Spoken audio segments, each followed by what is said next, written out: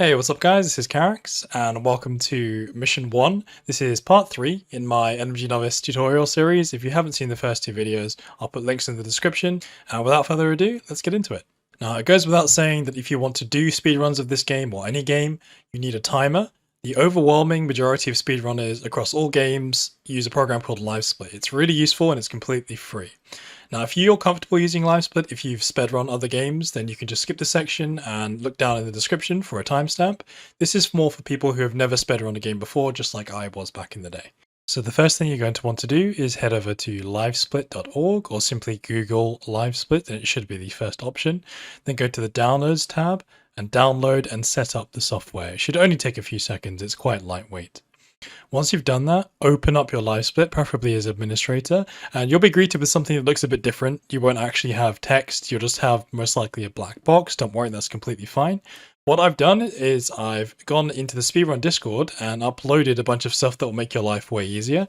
What you want to do is download these clean NMG splits, so I'll do that now, and download this layout file. Download both of those. Don't open them up because you're going to have to open them through Livesplit. Once you've downloaded them, head over to your directory and make a folder. Mine is called speedrun.com stuff, but you can name it Livesplit, whatever you like. And for the purposes of this video, I've made a subfolder called demonstration, but you don't need to make this folder. This is just so I don't mess up my existing splits. Then I paste them in here and preferably copy the directory. After that's done, I go to my Livesplit. Again, yours will look like a black box. I right click it and I go to open layout from file.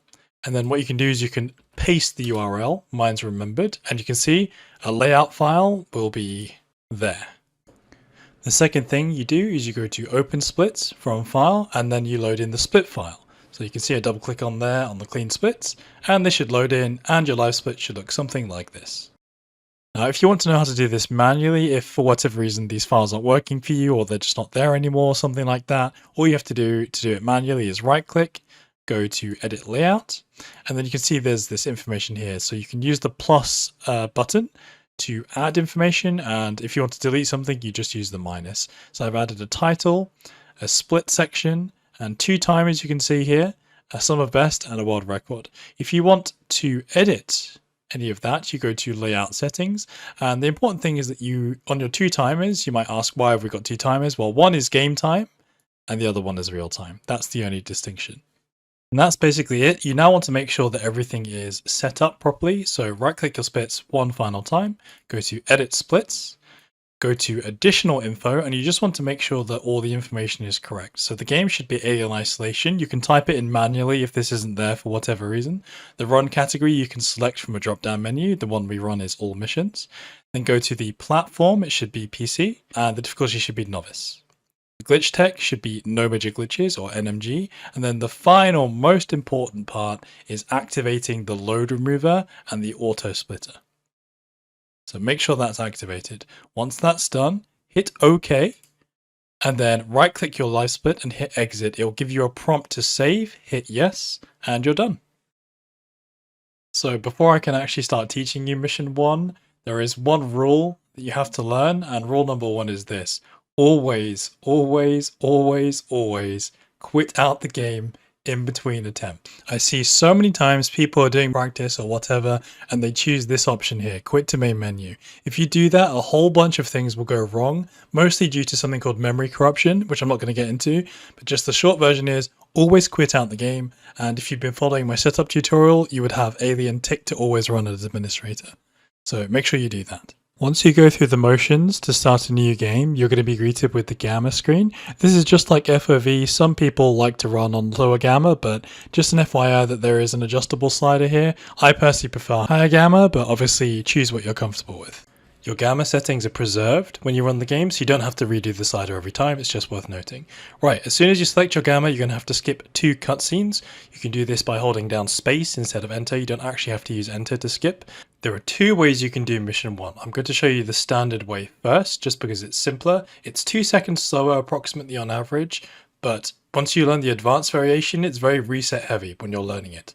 So personally, I suggest that you learn the standard way first if you've never run Alien before, and then when you're a bit more comfortable with your mission ones and you're trying to find more time save over the whole run, you start switching to the advanced version.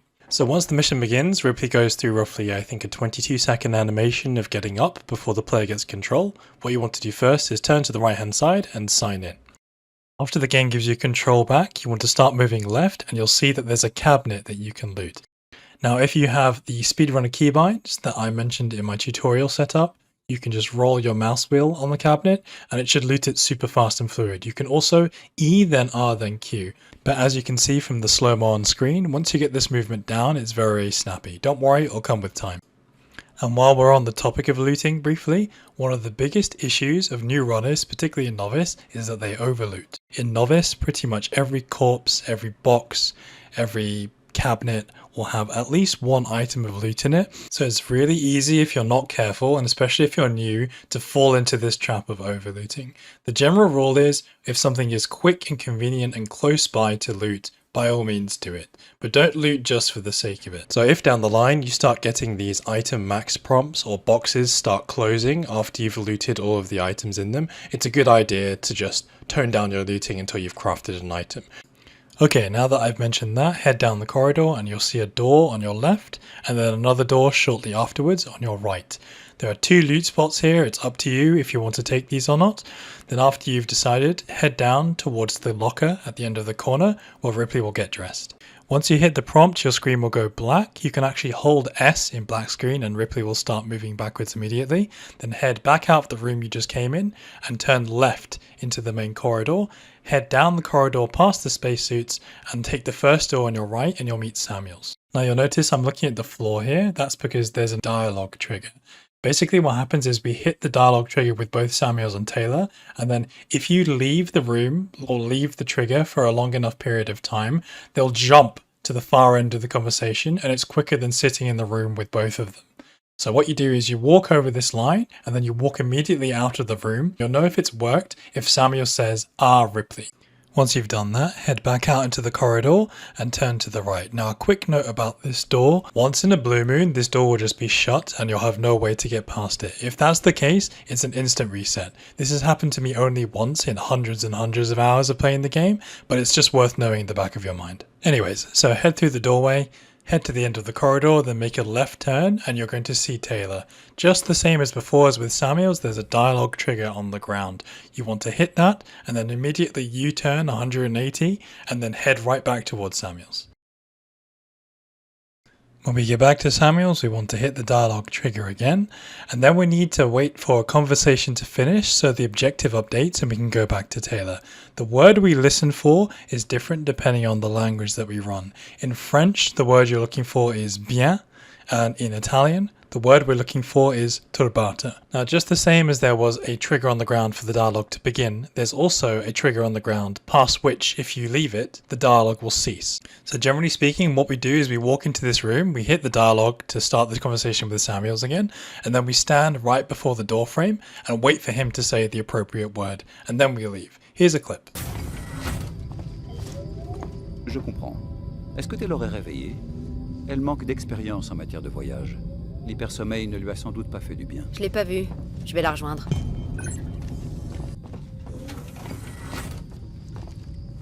Certo. Taylor è sveglia? Non è abituata ai lunghi viaggi. L'ipersonno potrebbe averla turbata. Non l'ho vista. Vado a vedere. You'll know if it's worked if Ripley replies to Samuels' comment. Ripley is supposed to say, "Haven't seen her, I'll go check on her." And in French, this is "Je n'ai pas vu," and in Italian, it's "Non l'ho vista." So if she says either of those things, depending on which language you're on, you've done it correctly. Now, if you go too early, as in if you leave the room before Samuels can finish saying his line of dialogue, then Ripley won't reply in kind and the objective won't update. So you'll have to go back into the room. Certo. Taylor è sveglia? Non è abituata ai lunghi viaggi. L'ipersonno potrebbe averla turbata.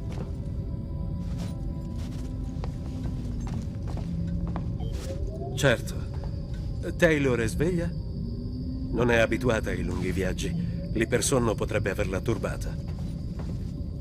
So you must listen for Samuels to fully finish saying the word turbata or bien before you start moving. Okay, so once you've done that, you want to head right back towards Taylor, and exactly the same principle. You want her to finish her line of dialogue without getting too far away from her so the objective can update. Just as Samuels had that doorway that we couldn't cross without the dialogue stopping, Taylor has the same thing. Now this objective update after Taylor is a cue for all the NPCs to start moving towards the cockpit for the mission briefing. And you could, if you wanted, just stay in this doorway to keep the door open for Samuels, but what I and many other runners like to do is just head down the corridor and look to our right. And if we see Samuels after a few seconds, we know that everything's okay. The reason I say everything's okay is because sometimes Samuels can bug out and actually freeze in place in that first room where we spoke to him for the first time. Now to be fair, it's quite rare for Samuels to bug out. I would hazard a guess at less than 1% of the time. So you don't have to walk down to the end of the corridor if you don't want to. You can just wait in the doorway for Samuels and then keep the door open for him. So if you do this method, you just start heading back down the corridor as soon as you see Samuels, and there's a cabinet, one final cabinet that you can loot. It's 0 time lost to loot this as you're waiting for Samuels anyway, and then you just head through the door and go into the room with Verlaine and Taylor. Once you enter the cockpit, most players just go straight over to the documents on the table next to Verlaine, because these are the prompt for you to exit mission 1. So the dialogue will start cycling, as in Verlaine will start speaking once Samuels takes up his position behind you, and then all you're doing is you're waiting for the line "Channel open, Captain" in your subtitles, and then you're listening for the word "document" in some way, shape or form. In Italian they say "documenti", and in French they say "document". And once you hear that cue, about 1 second later, the prompt will arrive on these folders, and all you have to do is press E once. Do not roll your mouse wheel or spam E, just press E once, or sometimes you'll get a prompt that you'll have to override. And then the screen will fade to black, and all you do is hold down space to skip the cutscene and go into mission 2. So I know that might seem a bit daunting if you've never practiced M1 before, but it's actually really simple. You just get up, you get dressed, talk to Samuels, talk to Taylor, head back to Samuels, head back to Taylor, and then you go to the end of the mission. Okay, and now on to the advanced M1. Currently I'd say a good chunk of runners don't even bother with this because it only saves a couple of seconds, and it has a very unforgiving timing with Taylor. You'll find out what I mean by that in just a second, but it starts off exactly the same. You just get up, get dressed, and head over to Samuels. We hit the dialogue trigger same as before, but then instead of going to Taylor, we head back out of the room and well past the trigger we talked about before when we're thinking about Tubato or Bien. Then we head behind the trigger. Now I'm right behind because I'm doing this for the maximum possible speed. You don't have to get so close to it, you can stand further back. And then what we're doing is we're looking at Samuels for any kind of movement. It doesn't matter what that movement is. He could move his hands, his head, he could turn around, anything. As soon as he moves in any way, you hit the trigger again. Certo. Taylor è sveglia? Non è abituata ai lunghi viaggi. L'ipersonno potrebbe averla turbata. Non l'ho vista. Vado a vedere. So let me give you a quick replay on that without the slow motion. Ah, Ripley.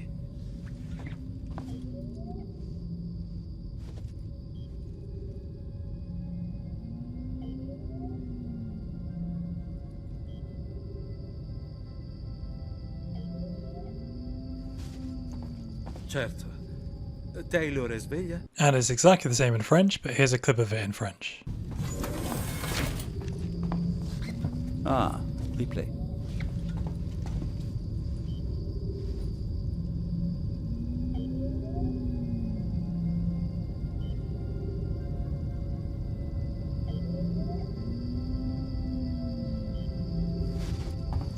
Je comprends. Est-ce que Taylor est réveillée? Elle manque d'expérience en matière de voyage. L'hypersommeil ne lui a sans doute pas fait du bien. Je l'ai pas vue. Je vais la rejoindre. So Samuels is simple enough, as you can see. Once you finish the conversation with Samuels, head over to Taylor. Now the principle with Taylor is exactly the same. We're going to hit the trigger with her, move out of range, and then hit the trigger again after a specified period of time. However, unlike with Samuels, who has a visual cue, we have nothing with Taylor, so we have to count in some way, shape or form.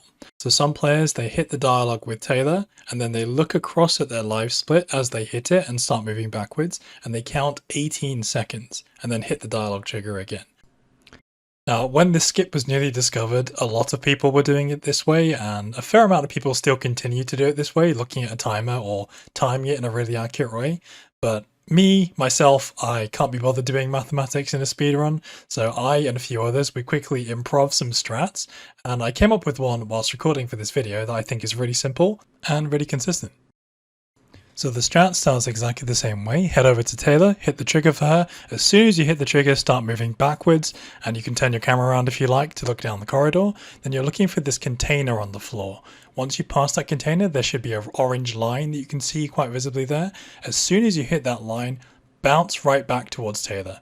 Don't stop, just turn right back with the way you came, and that's it, that's the strat. It's really consistent, it means you can relax and you don't have to worry about stressing milliseconds on your live split. And just for the purposes of illustration, I went and found a really good M1 by Scirocco, which is a 322, and here's a comparison of the two strats side by side.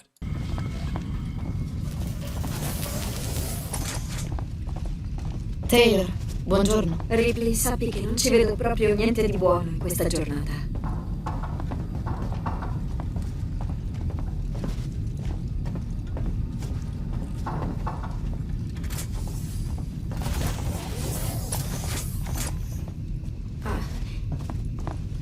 Hai visto Samuels? Sarà sveglio da ore, immagino. So there you go, pretty solid, right? You can use whichever strat you like, you don't have to use mine. That's just something I came up with in a couple of minutes of brainstorming. But yeah, you know the rest of the mission now. You just head over to check on Samuels or stay where you are, then go do the Villain document interaction, and that's it, you're out of mission 1.